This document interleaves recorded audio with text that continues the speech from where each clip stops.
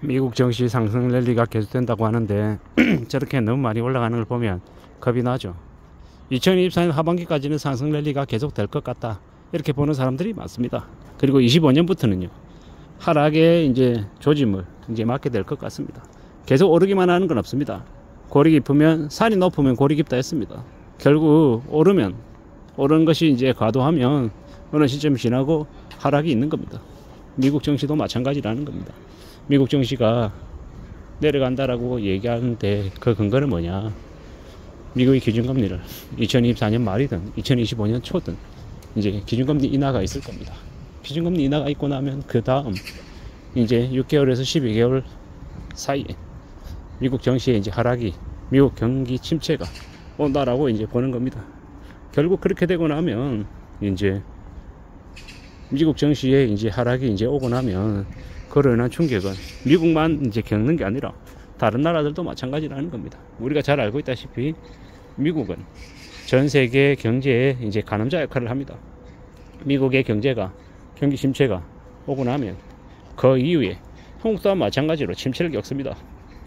2025년에 미국의 증시의 급락, 그리고 이제 1년쯤 지나면 2026년에 한국의 증시 급락이 이제 있을 거라고 저는 생각하는데요. 이란 건 결국 지난 이제 미국의 기준금리 인상 이후 인하를 시작하면서부터 이제 닥친 일들이 이제 계속해서 반복되어 왔던 그 과거의 역사를 토대로 해서 말씀을 드리는 거라는 겁니다. 결국 우리는 절대로 변하지 않는다라고 얘기하지만 과거와 비슷한 모습을 계속 이제 겪게 된다라는 것. 그리고 대략 한 2026년쯤에는 한국의 증시도 급락을 이제 맞게 될 것 같고, 또한 그 이후 부동산도 마찬가지로 부동산 시장의 침체가 올 수밖에 없다라고 생각합니다. 저는 이제 대략 부동산은 2027년, 28년 그쯤, 그러니까 지금 24년 하반기니까 5, 6, 7, 8, 한 3, 4년 뒤쯤부터 아마 부동산 시장에 가격 하락이 많이 되고 이제 거의 이제 바닥이다라고 얘기할 시점까지 올 것 같다라고 봅니다. 뭐 미국 증시 2025년, 한국 증시 26년 급락 하락이 이제 또 거세질 것이고, 그러면 이제 우두두두 떨어지는 사이에 사람들이 아비규환 비명 절규 저지르고 그러면서 이제 또 어떻게 되겠습니까? 그냥 이제 다들 이제 증시 하락이 당연한 것처럼 이제 또 그때는 또 얘기할 겁니다. 이제 희망이 없니, 기대가 없니, 이제 하면 안 되니, 어쩌고 저쩌고 막 얘기하고, 뭐 극소수의 돈을 가지고 있는 사람들은 조용히 알짜 주식들을 주워 담겠죠. 참 뭐든 별반 다르지 않는 것 같습니다.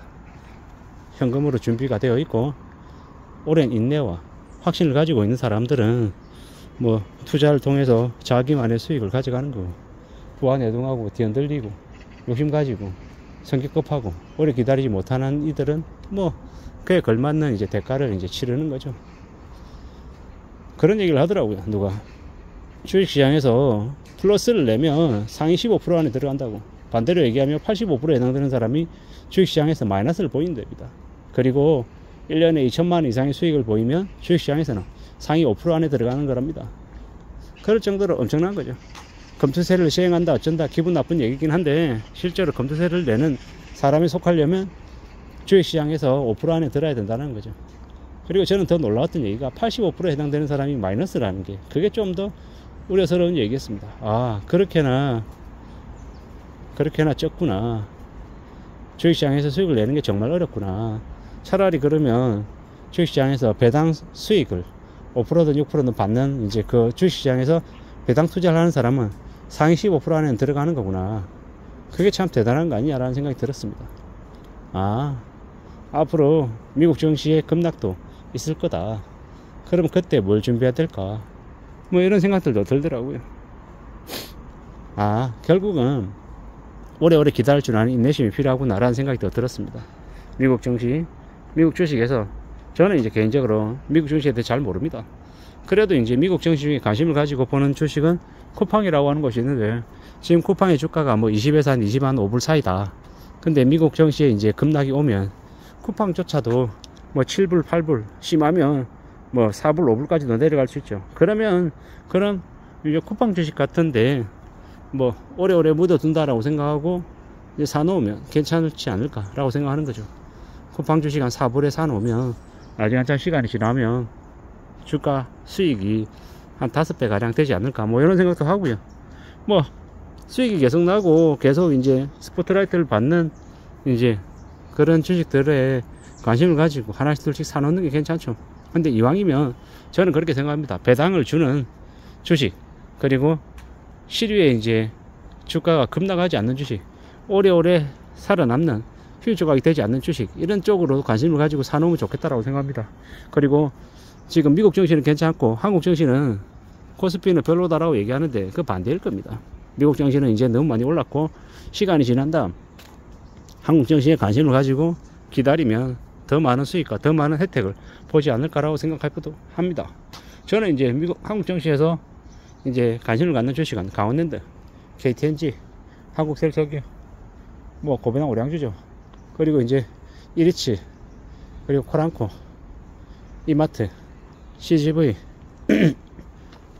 롯데관광개발, 뭐 JB금융지주나 BNK 금융지주 이런 쪽은 지금은 금융주가 너무 많이 올라서 우려스러운데, 지금 말고 대략 한 2025년 말 2026년 쯤에 이제 금융주 가격이 많이 내려가면 충당금 적립 때문에 영업이익이 되게 줄어들고 배당이 적게 돼서 금융주 가격이 많이 급락하면 그때쯤엔 금융주도 사놓는 게 괜찮다라고 생각합니다. 지금 당장은 아니고요.